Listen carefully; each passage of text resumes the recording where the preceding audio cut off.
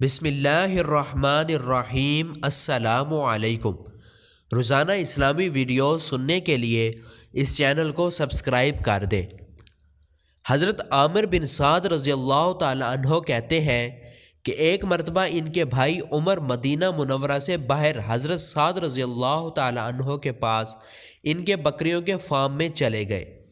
جب حضرت سعد رضی اللہ تعالی عنہ نے انہیں دیکھا تو وہ پریشان ہو گئے کہ اللہ خیر کرے، کوئی اچھی خبر لے کر آیا ہو، اور کہنے لگے کہ اس سوار کے پاس اگر کوئی بری خبر ہے تو میں اس سے اللہ کی پناہ مانگتا ہوں۔ جب وہ ان کے قریب پہنچے تو کہنے لگے، ابا جان، لوگ مدینہ منورہ میں حکومت کے باڑے جھگڑا کر رہے ہیں اور آپ دیہاتیوں کی طرح اپنی بکریوں میں مگن ہیں۔ حضرت سعد رضی اللہ تعالی عنہ نے ان کے سینے پہ ہاتھ مار کر فرمایا، خاموش رہو، میں نے نبی کریم صلی اللہ علیہ وسلم کو یہ فرماتے ہوئے سنا ہے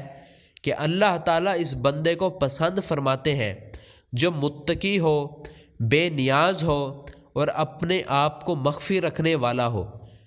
ابن معمر کہتے ہیں، ایک مرتبہ عامر بن سعد نے حضرت عمر بن عبدالعزیز رحمۃ اللہ علیہ کو، جبکہ وہ گورنر مدینہ تھے، اپنے والد حضرت سعد بن ابی وقاص رضی اللہ تعالی عنہ کے حوالے سے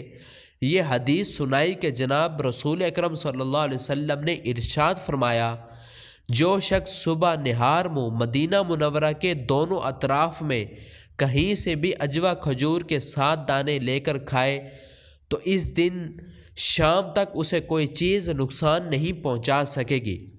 راوی کا گمان ہے کہ انہوں نے یہ بھی فرمایا کہ اگر شام کو کھا لے تو صبح تک اسے کوئی چیز نقصان نہیں پہنچا سکے گی۔ حضرت عمر بن عبدالعزیز رحمۃ اللہ علیہ نے فرمایا، عامر، اچھی طرح سوچ لو کہ تم نبی کریم صلی اللہ علیہ وسلم کے حوالے سے کیا حدیث بیان کر رہے ہو۔ انہوں نے کہا کہ میں اس بات پر گواہ ہوں